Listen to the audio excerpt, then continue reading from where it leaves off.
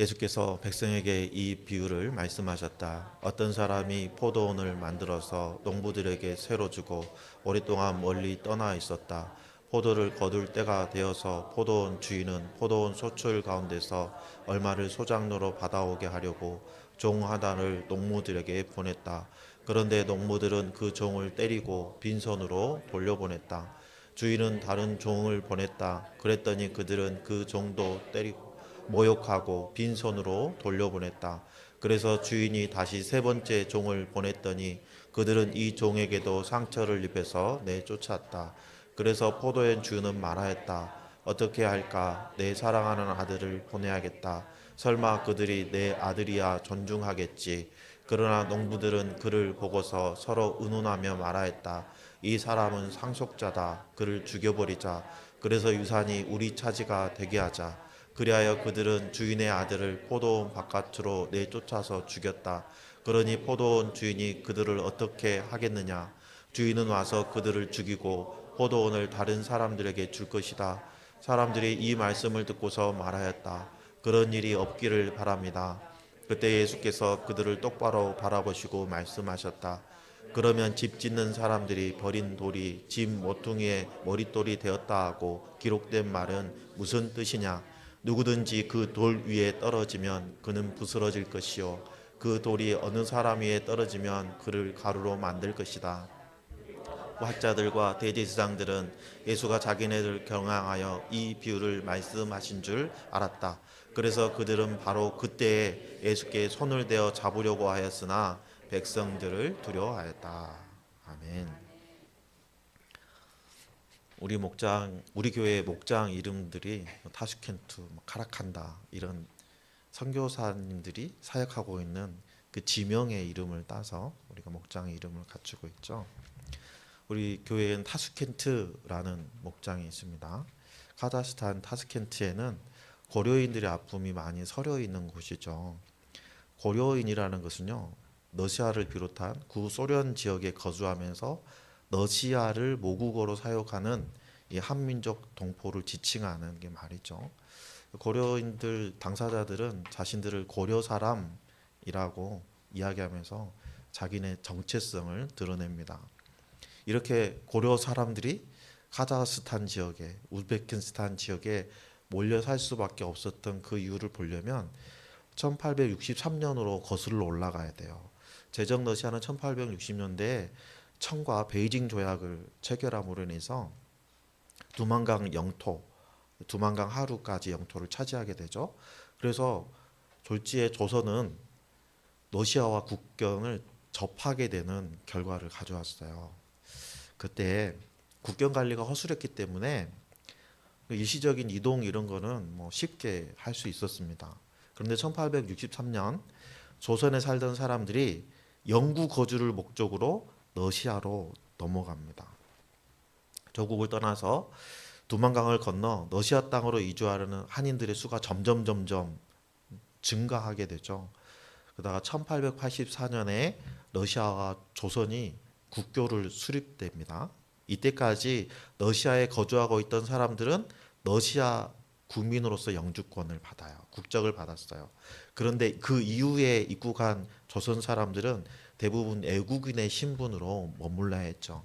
그러다 보니까 자신들을 보호하기 위해서 집단 거주지 형태를 이렇게 갖추게 되죠. 그래서 자치주구의 모습으로 한인타운처럼 만들어지고 있는 거예요.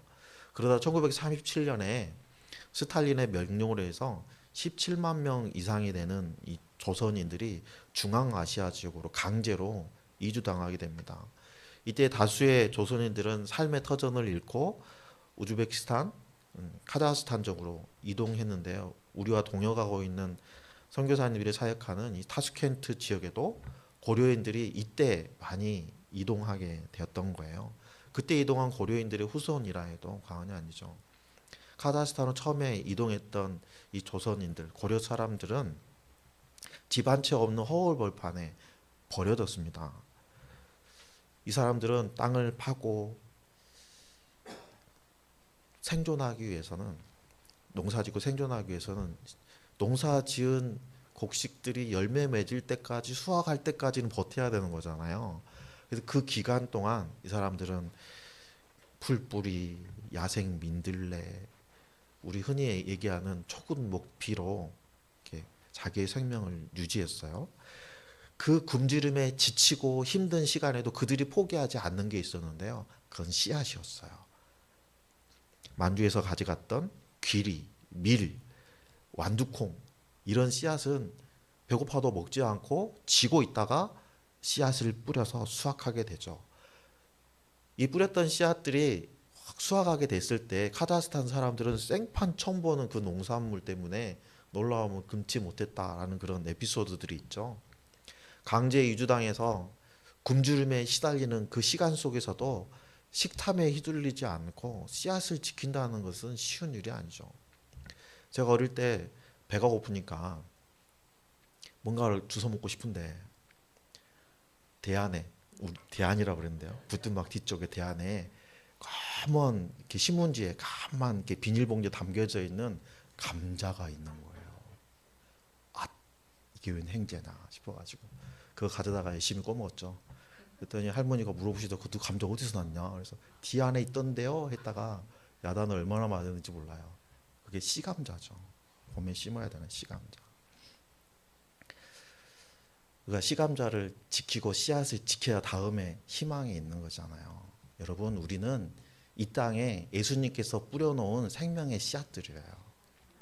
우리는 영생을 약속받은 이 시대의 귀한 씨앗들이거든요.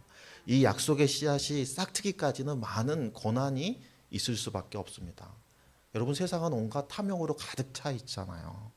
우리가 가진 씨앗까지 먹어버리게 할 정도로 욕심을 부리게 만들죠. 강제 이주로 타향에서 꺾는 그 고난과 굶주림 속에서도 삶의 터전을 떠날 때 품에 안고 온 그 희망의 씨앗을 끝까지 지켜서 생명을 유지할 수 있었던 것처럼 우리도 이 땅에 씨앗으로 심겨진 우리도 온갖 탐욕을 이겨내고 하나님의 약속을 붙들고 생명의 씨앗을 지키고 뿌려서 결실해야 되는 책임이 우리에게 있는 거예요. 오늘 우리가 살펴볼 이 말씀은 탐욕에 넘어져서 생명의 씨앗을 지키지 못한 그 사례를 보여주고 있거든요. 그래서 오늘 우리 말씀에 약속을 파기하고 생명의 씨앗을 망치게 한 사람들의 그 삶을 우리가 반면 교사 삼아서 하나님을 따르고 충성된 삶, 그런 신실한 삶을 결단하는 귀한 시간 되시기를 예수님의 이름으로 축복합니다. 오늘 본문에 예수님은 포도원의 악한 소작농에 대한 비유를 말씀하세요. 이 비유는 공관복음에 다 등장합니다. 우리는 이 말씀을 통해서 하나님이 구원을 이루시기 위해서 예수 그리스도를 죽음의 자리로 내모셔야 되는 그런 과정을 우리가 볼 수 있습니다. 한 사람이 포도원을 만들어서 농부들에게 세를 주고 멀리 떠납니다. 오랫동안 떠나 있다가 드디어 포도를 거둘 시기가 돼서 포도원주는 소작료를 받기 위해서 종을 보내죠. 하지만 농부들은 종을 때리고 그 빈손으로 돌려보냅니다. 소작농들이 포도원 주인이 보낸 종을 때리고 빈손으로 돌려보냈다는 것은 그들이 계약했던 소작농 계약을 파기하는 것이죠. 당시 예루살렘에는 70% 이상이 실업자들이었어요. 직업이 없었습니다. 예루살렘뿐만 아니라 전국이 더 심각한 상황이었어요. 사람은 많지만 일할 곳이 없던 시절이었죠. 그래서 마태복음 20장에 보면 포도원 품꾼의 비유가 있잖아요. 아침 9시, 11시, 3시 그때까지도 자기를 써줄 사람이 없어서 일할 곳을 찾지 못하는 사람들이 등장하죠. 그런 상황에서 포도원 주인은 포도원을 만들고 땅이 없어서 농사를 짓지 못하는 사람들에게 일자리를 제공해주고 그들이 바로 소출을 거둘 수 있을 만큼 잘 관리된 포도원을 임대해 주었어요. 아마도 이 포도원 주인은 소출의 얼마를 소작료로 받는 걸로 계약을 했을 것입니다. 따라서 이 소작농들은 주인에게 소작비를 내는 것이 당연한 것이죠. 포도원 주인은 계약에 따라서 두 번째 종을 보내지만 더 심하게 매질을 당하고 학대한 후에 빈손으로 돌려보냈습니다. 세 번째 종은 더 심하게 매를 맞고 상처를 입고 피를 흘리며 겨우 되돌아왔어요. 포도원 주인은 어떻게 해야 할까 고민이 되었습니다. 그리고 생각하기를 아마도 내가 사랑하는 나의 아들을 그들에게 보내면 그들은 내 아들을 존중할 것이다 라고 생각하고 아들을 포도원으로 보냈습니다. 그런데 소작농들의 생각은 주인의 생각과는 전혀 달랐죠. 14절에 보니까 이 사람은 상속자다. 그를 죽여버리자. 그래서 유산이 우리 차지가 되게 하자. 아들이 죽여서 포도원을 자기 소유로 삼는다는 이 얼토당토하는 생각, 이 어처구니 없는 생각을 그들이 왜 하게 됐을까요? 당시에 그런 사례가 있었을까요? 당시에 갈릴리 지역에서 거주하던 그 토지주들이요, 지주들이 장시간 집을 비웠을 때, 타지로 나가 있을 때 그 아들이 상속자가 죽으면 그 땅을 소작하던 사람들이 마치 그 땅이 자기 땅인 것처럼 자영농처럼 농사를 지은 사례가 있었어요. 그리고 포로 후기에 유다 왕국이 멸망해서 예루살렘에 있던 지주들이 모두 바벨론으로 끌려갔죠. 그리고 남아있는 사람들이 자기 땅이 아닌데 마치 자기 땅인 것처럼 농사를 지었잖아요. 그러다가 포로 기한이 일어나면서 땅 주인들이 그 땅에 돌아왔을 때 어떤 일이 일어났죠? 땅 소유주와 현재 농사를 짓고 있는 사람들 간의 소유 관계로 분쟁이 일어났었거든요.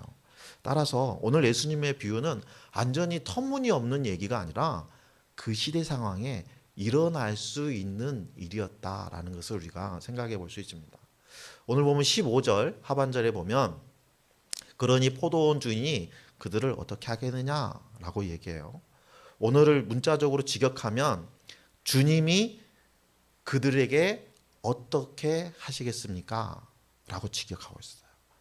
키리오스라는 이 단어를 사용하셔서 중의적인 표현을 통해서 하나님의 심판의 정당성을 지금 사람들에게 언급하는 것이죠. 따라서 15절 말씀은요, 비유라고 생각하기보다는 앞에 얘기하신 비유에 대한 해석이다 라고 생각할 수 있어요. 그리고 포도원 주인은요, 자신의 아들을 내 사랑하는 아들이라고 표현하고 있어요. 신약 성경에서 내 사랑하는 아들이라는 표현은요, 전체에 6번 나옵니다. 오늘 본문을 제하고 전체 6번 나와요. 공간복음에 6번 나오고 베드로 후서에 1장 17절에 또 한 번 나와요. 총 7번 나옵니다. 그런데 내 사랑하는 아들이라는 이 구문은요, 공이 예수 그리스도를 지칭하는 단어로 사용됐어요. 따라서 오늘 이 비유를 듣는 사람들은 내 사랑하는 아들이라는 말을 통해서 예수님이라는 이미지를 연상시킬 수 있었을 것입니다. 구약의 포도원은 종종 하나님의 백성으로서 이스라엘 백성들이 누리는 특권으로 상징되었거든요. 따라서 이 비유에서 포도원 농부들은 종교 지도자들을, 열매를 얻기 위해서 소차율로를 받기 위해서 파송된 종들은 하나님의 선지자들을 의미한다고 볼 수 있죠.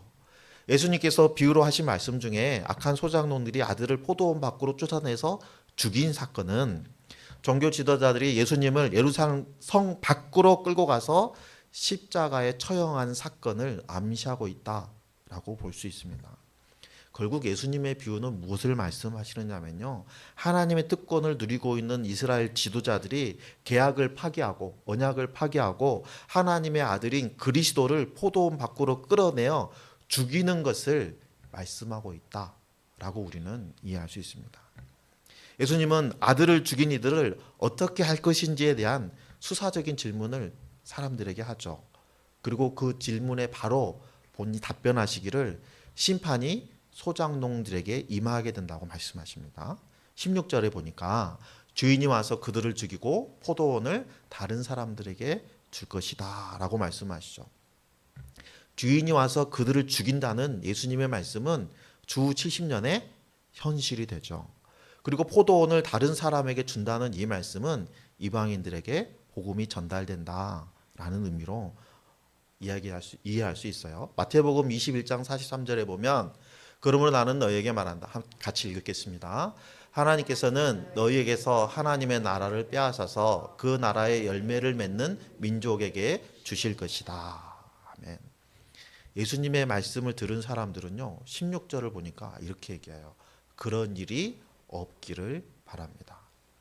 이들이 말하는 그런 일이 없기를 바란다, 이 말은요, 포도원 주인의 아들을 죽이는 그 흉악한 사건은 일어나지 말아야 됩니다 라는 의미인지, 아니면 포도원의 아들을 죽인 사람들, 그 종들을 심판하신다는 이 하나님의 말씀이 이루어지면 안 됩니다 라는 말씀인지 명확하진 않아요. 하지만 이어지는 예수님의 말씀의 뉘앙스를 볼 때는 후자에 가깝습니다.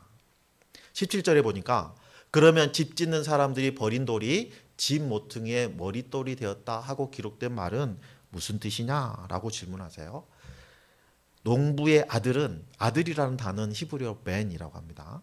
그리고 돌은 히브리어로 에벤이라고 그래요. 우리 에벤에셀 이런 말을 하죠. 그래서 농부들이 버린 것은 벤, 아들인데 건축자의 버린 돌은 에벤, 돌이에요. 그래서 중의적인 단어, 비슷한 의미를 되는 단어를 가지고 이스라엘 백성들이 하나님의 아들을 버렸다는 것을 강조하는 말씀이에요. 여러분, 머릿돌은요, 집 모퉁이에서 두 벽의 하중을 받쳐주는 그런 암석이거든요. 따라서 여러분, 이 머릿돌이 없어지면 어떻게 될까요? 두 벽체가 전부 다 무너지게 되겠죠. 맞아요. 그래서 18절에 보니까 또 이렇게 얘기하세요. 누구든지 그 돌 위에 떨어지면 그는 부스러질 것이요, 그 돌이 어느 사람 위에 떨어지면 그를 가루로 만들 것이다, 이렇게 말씀하시거든요. 그런데 이 비유는요, 이사야서 말씀과 다니엘서의 말씀의 그 이미지를 차용하신 거예요. 먼저 이사야서를 보면요, 그는 성소도 되지만 이스라엘의 두 집안에게는 거치는 돌도 되시고 걸리는 바위도 되시며 예루살렘 주민에게는 함정과 올가미도 되신다. 많은 사람이 거기에 걸려서 넘어지고 다치며 덫에 걸리듯이 걸리고 서로 잡힐 것이다, 이렇게 말씀하세요. 여러분, 이스라엘 백성들과 지도자들은 자신들이 하나님이 택하신 선민이라고 생각하고 있잖아요. 그리고 지도자들은 어떻게 생각하고 있어요? 하나님께서 백성들을 다스릴 권위를 자기에게 주었다. 자기가 가지고 있는 권위는 하나님께서 주신 것이니까 나는 의로운 사람이다. 따라서 내가 어려움 당하지 않도록 하나님이 보호해 주시는 것은 당연한 일이다 라고 생각하고 있었어요. 그런데 이사야서 말씀은 뭐라고 하십니까? 실상은 하나님께서 그들의 올가미와 함정이 되신다는 거예요. 그러니까 종교 지도자들은 하나님을 그만큼 모르고 있었다는 것이죠. 다니엘서 1장에 보면 이 왕들의 시대에 하늘의 하나님이 한 나라를 세우실 터인데 그 나라는 영원히 망하지 않을 것이며 다른 백성에게 넘어가지 않을 것입니다. 그 나라가 도리어 다른 모든 나라를 쳐서 멸망시키고 영원히 살 것입니다. 아무도 돌을 떠내지 않았는데 돌 하나가 난데없이 날아와서 쇠와 놋쇠와 진흙과 은과 금을 으깨는 것을 임금님이 보신 것은 위대하신 하나님의 앞으로 일어날 일을 임금님께 알려주신 것입니다. 이 꿈은 그대로 이루어질 것이고 이 해몽도 틀림없습니다. 여러분, 이사야서에서는 돌이 넘어뜨리는 걸림돌이 되지만 다니엘서에서는 산산도각내는 하나님의 도구로 묘사되고 있어요. 지금까지의 말씀을 종합해서 해석해 보면 종교 지도자들이 버린 이 모퉁이 돌, 이 돌은 모퉁이 돌, 머릿돌이 될 것이고 결국 이 돌 위에 떨어져서 부서지는 사람들은 농부들, 아들을 죽인 농부들, 다시 말하면 그리스도를 죽인 이스라엘의 지도자들, 더 확대되면 이스라엘 백성들이다라고 말씀하시는 거예요. 성전에서 주는 그 특권, 그 재물 때문에 성전을 이용하는 것에 더 큰 관심이 있었던 종교 지도자들은 예수님께서 말씀하시는 그 비유가 자신들을 향해서 말씀하신다는 것을 알았어요. 또 그런 눈치는 있었어요. 그래서 그들은 예수님을 극시 잡으려고 했습니다. 예수님의 말씀을 듣고 회개하는 것이 아니라 예수님을 잡아서 죽이려고 했어요. 그런데 그 사람들에게 눈에 보이는 것은 예수님을 둘러싸고 있는 많은 백성들이었습니다. 결국 그들은 하나님을 두려워하는 사람이 아니라 사람을 두려워하는 사람들이었다라는 것을 알 수 있죠. 여러분, 하나님께서 약한 농부의 비유를 통해서 우리에게 하시는 말씀이 무엇일까요? 여러분, 악한 농부들은요, 포도원의 주인과의 계약을 파기했어요. 마찬가지 이스라엘 백성들은 하나님과의 언약을 파기했습니다.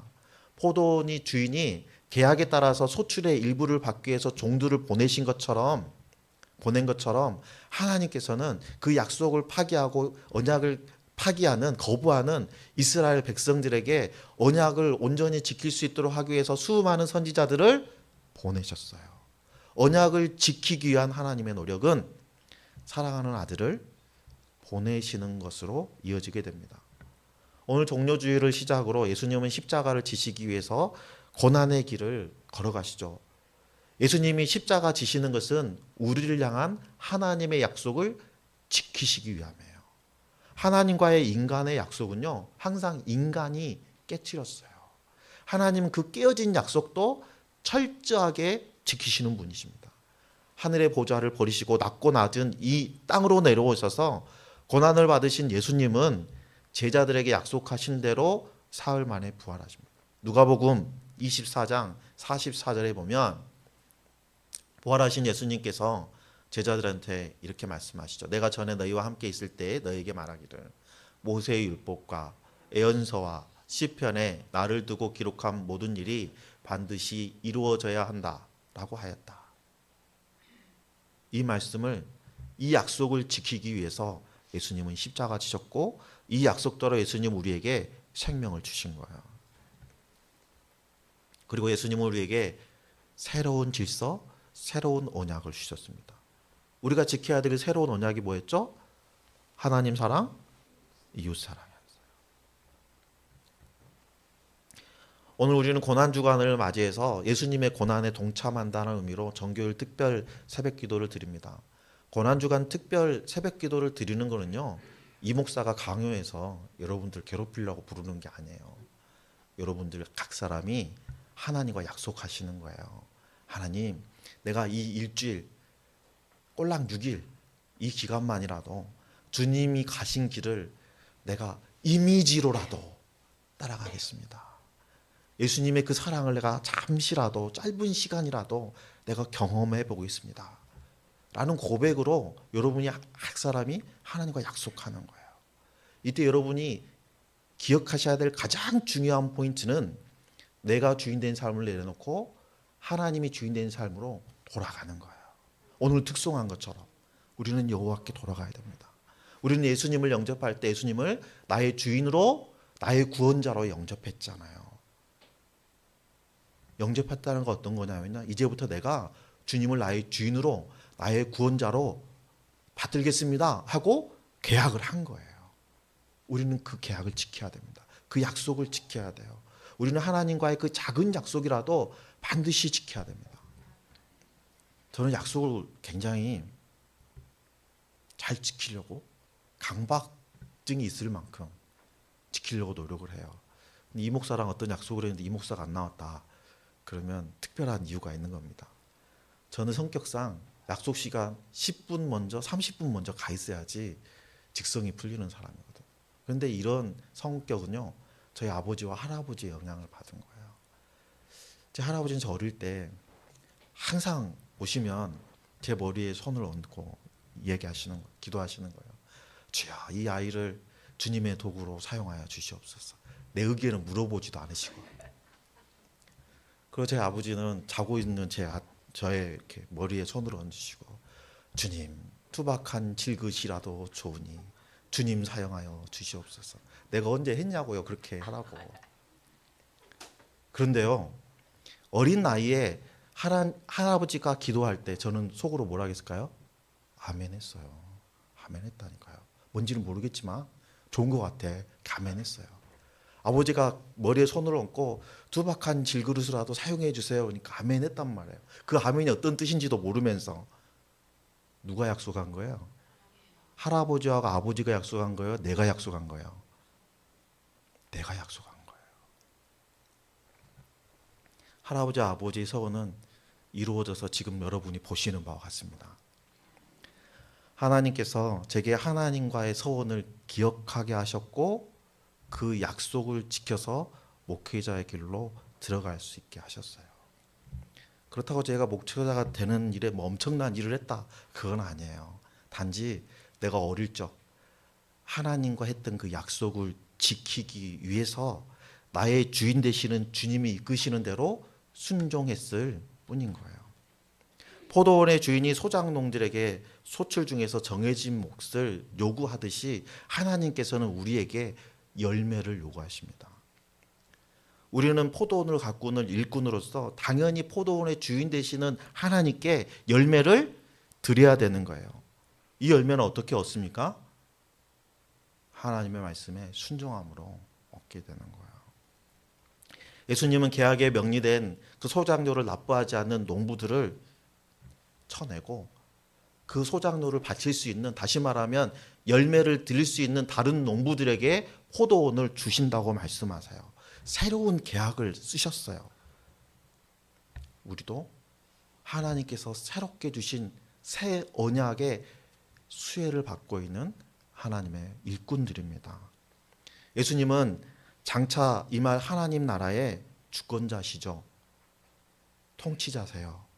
따라서 우리의 약속은 하나님과의 약속이고 주님 오시는 그날까지 반드시 지켜야 되는 약속인 거예요.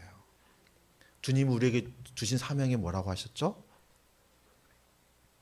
가장 생각나는 것, 땅끝까지 이르러 내 증인이 되어라.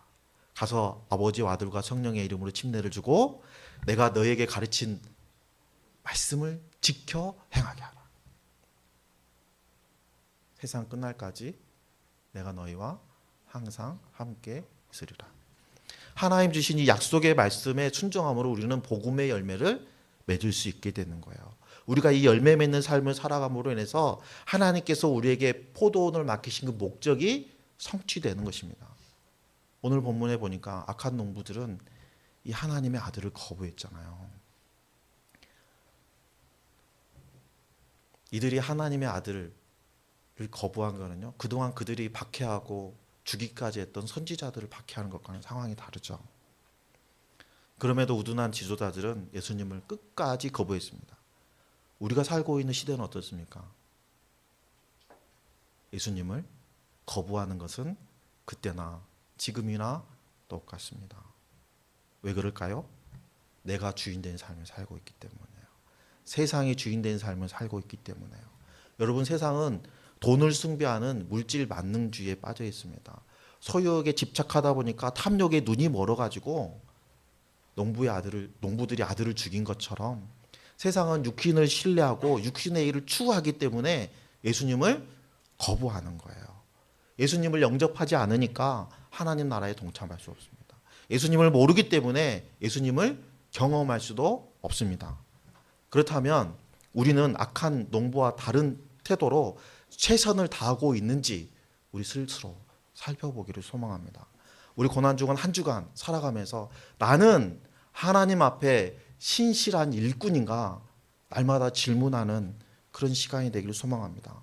우리는 예수님을 나의 통치자로, 나를 다스리는 주권자로 인정하고 순복해야 돼요.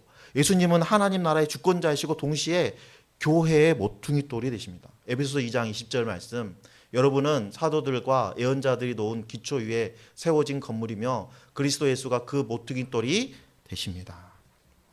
예수님이 교회의 모퉁이돌이고 우리 인생의 머릿돌이 되세요. 따라서 예수님이 없으면 교회가 무너지고 예수님이 없으면 우리의 인생이 무너지는 것입니다. 그러므로 우리는 종교 지도자들처럼 눈앞에 있는 것들에 그 탐욕에 눈이 멀어서 예수님의 통치를 거부하는 죄악을 범하지 않도록 예수님을 나의 통치자로, 나의 주권자로 온전히 영접하고 인정하고 순복해야 돼요. 예수님이 사역하던 시대의 종교 지도자들은 선지자들과 하나님의 아들을 죽여서 하나님의 백성의 주인이 되려고 했어요. 우리들 또한 날마다 내가 내 스스로의 주인이 되어서 내 소견에 옳은 대로 살려는 옛 습관이 있잖아요. 그 악한 습관은 결국 하나님과 예수님과 나의 약속을 깨뜨리는 행위예요. 사도 바울도 나는 날마다 죽노라 했잖아요. 우리도 사도 바울처럼 날마다 우리 옛사람을 굴복시키고 주님과 함께 십자가에서 죽고 주님과 함께 날마다 십자가에서 부활해야 될 줄로 믿습니다. 오늘 우리는 포도원의 악한 소작농들의 행태를 통해서 우리의 삶을 비추어 보았어요. 그동안에 우리의 삶이 어떠했는지는 중요하지 않습니다. 이제부터 지금 나의 삶이 중요한 거예요. 지금 내가 어떤 모습으로 하나님 앞에 서 있는가, 이것이 중요합니다. 그러므로 고난주간 주님과의 약속을 붙들고 주님의 고난에 동참하는 성도들이 되기를 소망합니다. 나를 올가매고 있는 온갖 탐욕과 내가 나의 주인 되려는 그런 욕심과 내가 주인 삶의 모든 것들을 내려놓고 새로운 질서, 새로운 언약대로 주님만이 온전한 나의 주인이 되시는 삶을, 온전히 주님을 따르는 제자의 삶을 살아내는 저와 여러분 되시기를 예수님의 이름으로 축원합니다. 기도하시겠습니다.